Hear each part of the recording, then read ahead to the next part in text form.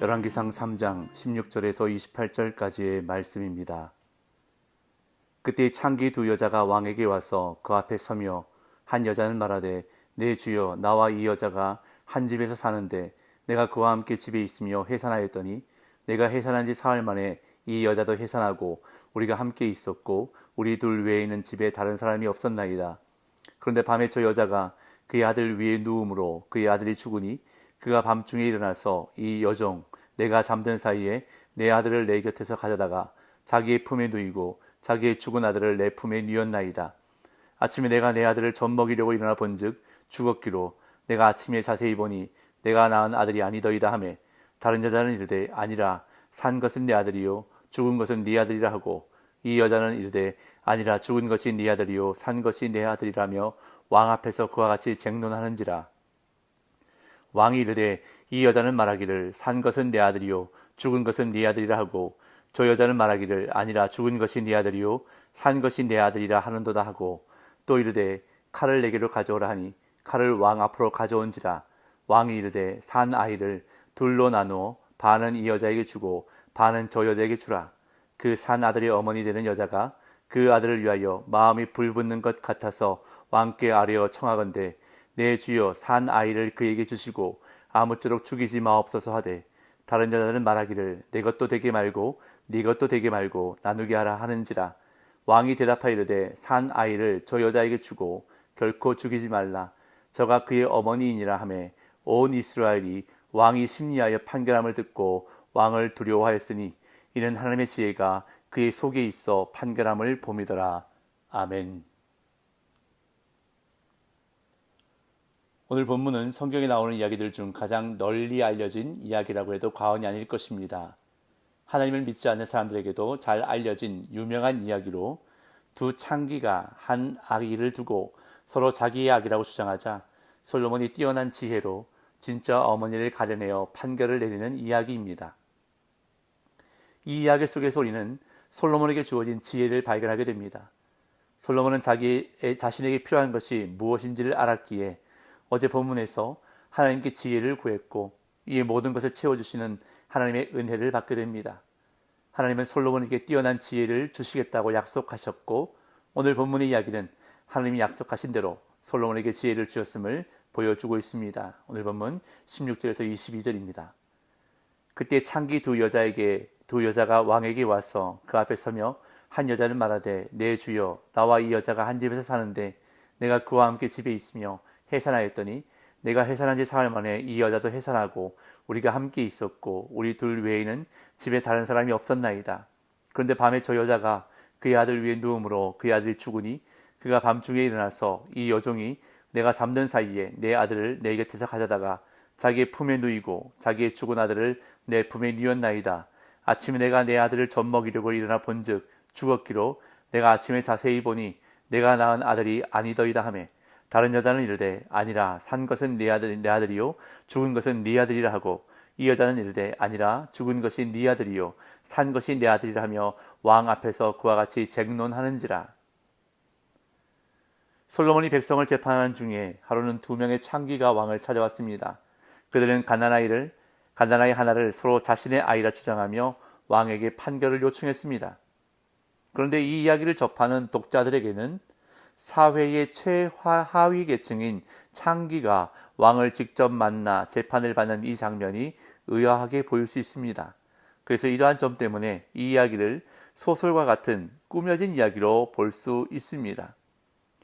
하지만 이스라엘을 포함한 고대 근동에서 많은 법적 판단이 모두 왕에 의해 이루어진 것은 아니지만 이론적으로는 일반 시민도 왕을 대면해 판단받을 수 있었습니다.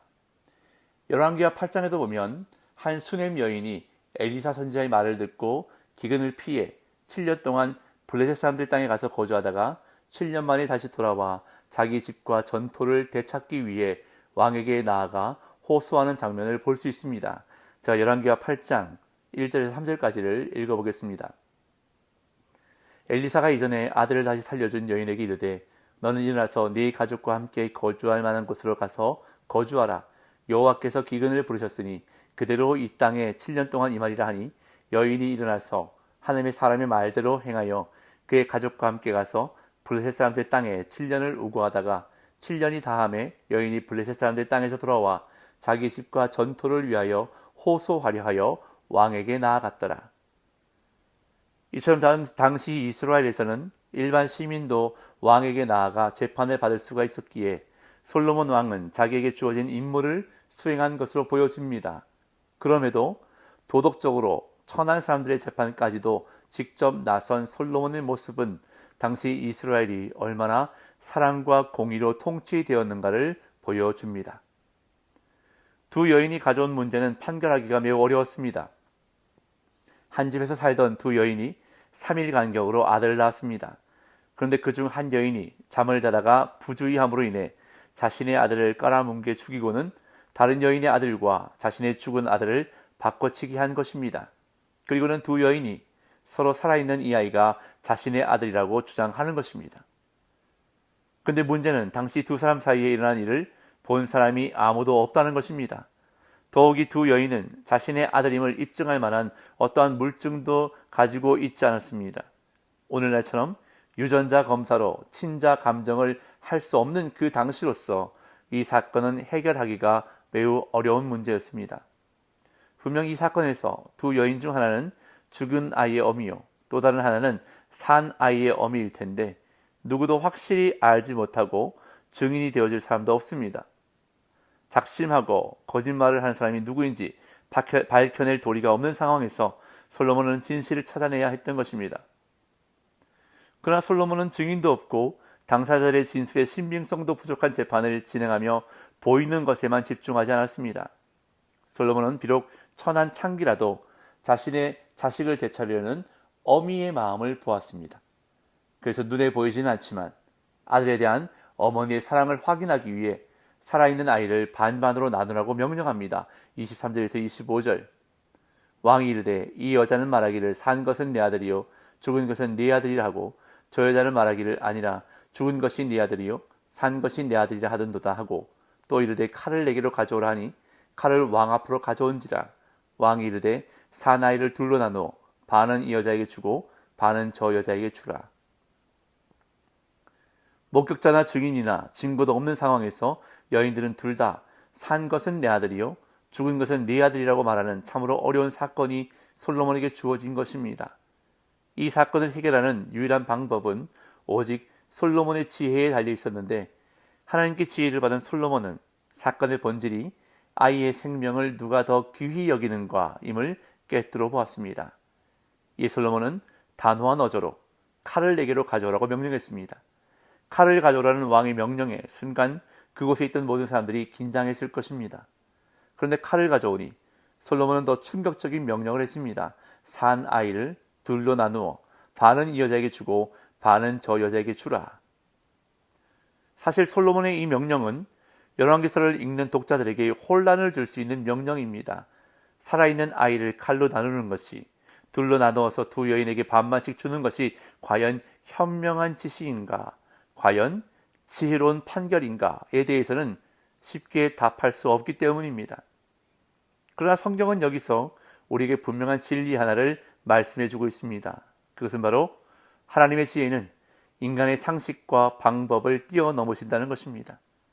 십자가를 통해서 우리를 구원하신 하나님의 지혜도 이 세상의 지혜로는 알 수 없는 것이라고 사도 바울은 고린도전서에서 말씀하고 있습니다. 고린도전서 1장 21절에서 24절까지를 제가 읽어보겠습니다. 하나님의 지혜에 있어서는 이 세상이 자기 지혜로 하나님을 알지 못하므로 하나님께서 전도의 미라는 것으로 믿는 자들을 구원하시기를 기뻐하셨도다. 유대인은 표적을 구하고 헬라인은 지혜를 찾으나 우리는 십자가에 못 박힌 그리스도를 전하니 유대인에게는 거리끼는 것이요 이방인에게는 미련한 것이로되 오직 부르심을 받은 자들에게는 유대인이나 헬라인이나 그리스도는 하나님의 능력이요 하나님의 지혜니라. 우리의 상식으로는 혼란스러운 솔로몬의 이 명령이 결국 하나님으로부터 온 지혜임을 오늘 본문은 우리에게 말씀해주고 있는 것입니다. 아이를 칼로 죽여 반으로 나누어 여인들에게 각각 주라는 왕의 명령이 떨어지자 아들을 죽이고 싶지 않은 진짜 어머니의 사랑이 드러났던 것입니다. 26절. 그 산 아들의 어머니 되는 여자가 그 아들을 위하여 마음이 불붙는 것 같아서 왕께 아뢰어 청하건대 내 주여 산 아이를 그에게 주시고 아무쪼록 죽이지 마옵소서 하되 다른 여자는 말하기를 내 것도 되게 말고 네 것도 되게 말고 나누게 하라 하는지라. 아이를 반으로 나누라는 왕의 명령 앞에 아이의 진짜 어머니는 마음이 불붙는 것 같아서 견딜 수가 없었습니다. 그래서 자신이 아이를 갖는 것을 포기하고 죽이지 말아달라고 간청했습니다. 그러나 아이에 대한 사랑이 없던 거짓말한 여인은 왕의 말처럼 아이를 반으로 나누자고 말했습니다. 두 여인의 선택이 누가 진짜 어머니인지 그대로 드러난 것입니다. 이 솔로몬은 가짜 어미가 아닌 아이를 진정으로 사랑하는 진짜 어미에게 아이를 돌려줬습니다. 27절 28절. 왕이 대답하여 이르되 산 아이를 저 여자에게 주고 결코 죽이지 말라. 저가 그의 어머니이니라 하매 온 이스라엘이 왕이 심리하여 판결함을 듣고 왕을 두려워하였으니 이는 하나님의 지혜가 그의 속에 있어 판결함을 봅니다라. 오늘 본문을 통해서 솔로몬에게 지혜를 주신 하나님을 다시 한번 묵상해 봅니다. 하나님은 솔로몬에게 지혜를 주신다고 약속해 주셨고 그리고 그 약속을 분명히 이루셨습니다.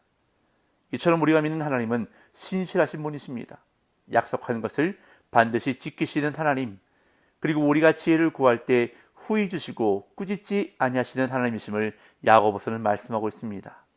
오늘도 하나님께 간구하여 하나님이 주시는 지혜로 살아가는 복된 날 되시기를 예수님의 이름으로 축복합니다.